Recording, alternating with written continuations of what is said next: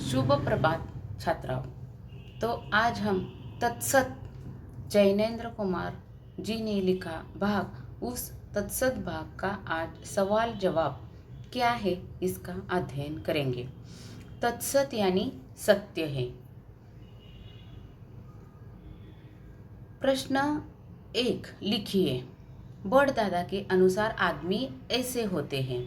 तो बड़दादा के अनुसार आदमी ऐसे होते, उसमें उनमें पत्ते नहीं होते, उनमें तना ही तना होता है और वे अपने तने की 2 शाखों पर चलते चले जाते हैं।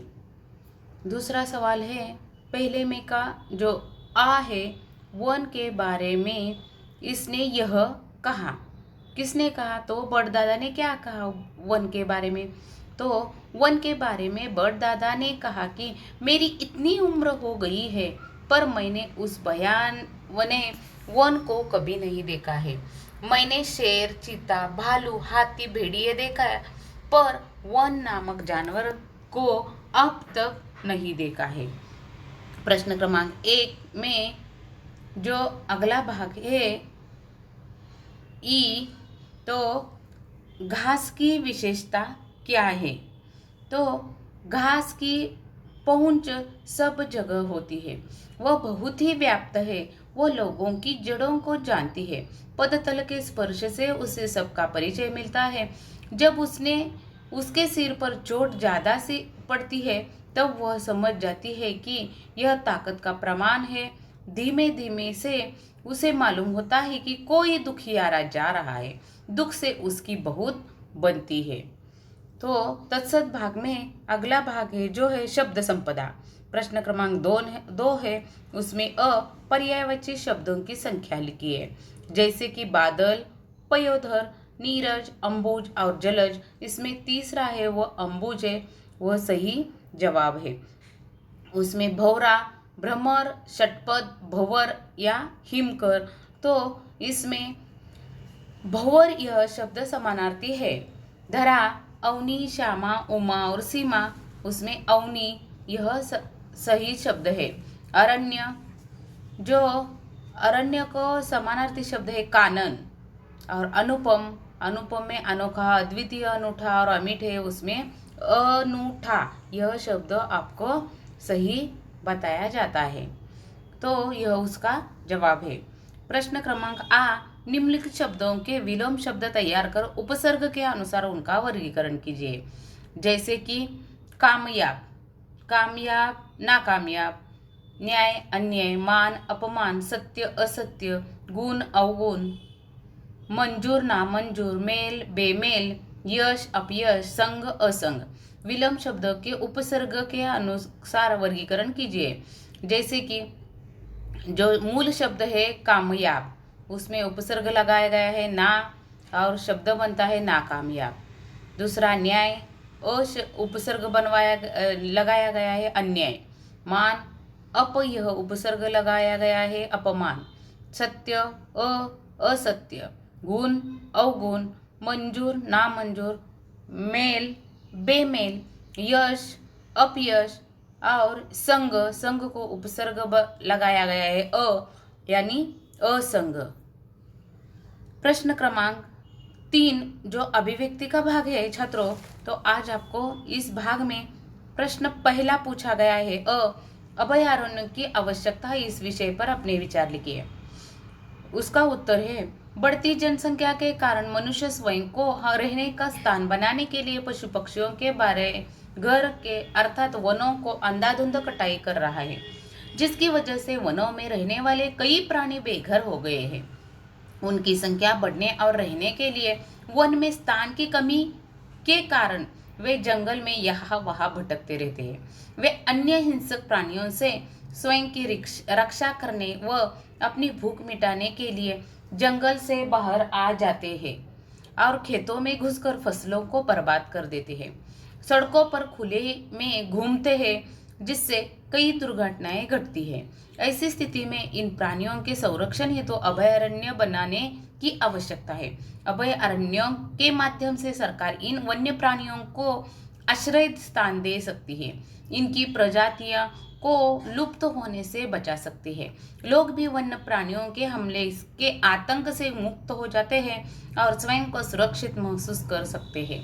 अतः सरकार को पशु पक्षियों के संरक्षण हेतु अभयारण्य बनानी चाहिए, क्योंकि अभयारण्य के निर्माण से पशु पक्षियों के संरक्षण के साथ ही मानव जीवन का भी संरक्षण होता है। प्रश्न क्रमांक 3 में का आ प्रश्न है छात्रों, क्या पर्यावरण और हम इस विषय पर अपना मत लिखना चाहिए।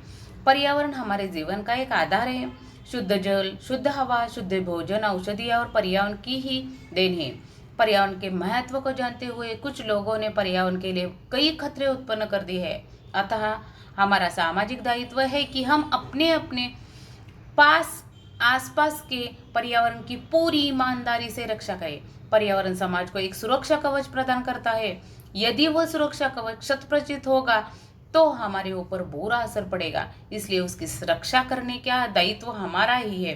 पर्यावरण की सुरक्षा के लिए हमें वनों की कटाई, कारखानों से निकलने वाले धुआं, प्रदूषण आदि की रोकथाम करनी चाहिए। अतएव यह कहा जाए तो ज्यादा उपयुक्त होगा कि पर्यावरण की सुरक्षा ही हमारा सामाजिक उत्तरदायित्व है। प्रश्न अगला है पाठ पर आधारित लघुत्तरी प्रश्न। प्रश्न क्रमांक 4, टिप्पणियां लिखिए। बड़दादा। उत्तर है, बड़दादा जंगल के सबसे बूढ़े, समझदार और अनुभवी वृक्ष है। वे सभी के साथ प्रीति से रहते हैं। जंगल के आने जाने वाले शिकारी उनकी छाया में विश्राम करते हैं। वे किसी भी मामले को शांति से एवं सोच समझकर निपटाते हैं। शाम को वो मौन हो जाते हैं। वे वन के बारे में बहुत अन्य जीवों से पता करने की पूरी कोशिश करते हैं। अंत में वह सर्वशक्तिमान के अस्तित्व स्वीकार कर देते हैं।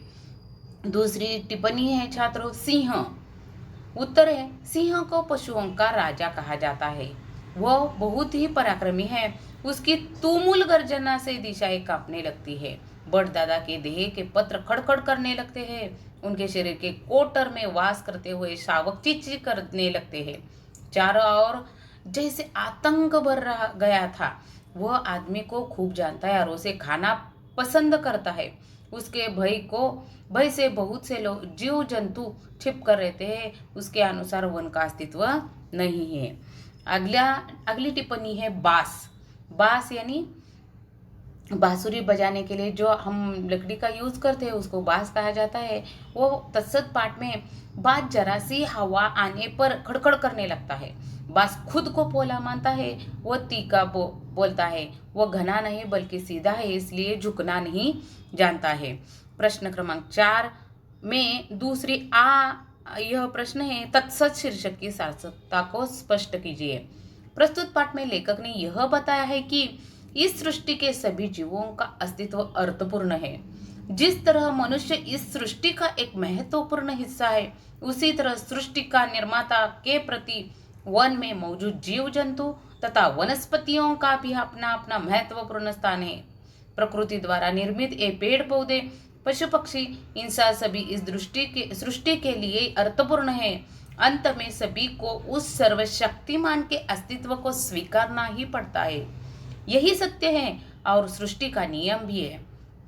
कहानी के अंत में के माध्यम से यह स्पष्ट होता है कि कहानी का शीर्षक उचित एवं पूरी तरह से सार्थक है। यानी तत्सत यह बहुत महत्वपूर्ण शीर्षक और उचित शीर्षक बतलाया गया है। साहित्य संबंधी सामान्य ज्ञान, यह प्रश्न क्रमांक 5 पर आधारित प्रश्न है। उस पर 5वां प्रश्न है, जानकारी दीजिए। जैनेन्द्र कुमार जी की कहानियों की विशेषता।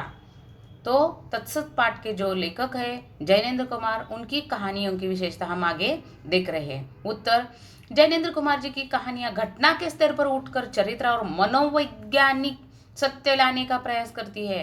ये व्यक्ति की प्रतिष्ठा और व्यक्ति मन को उचित महत्ता दिलवाता है।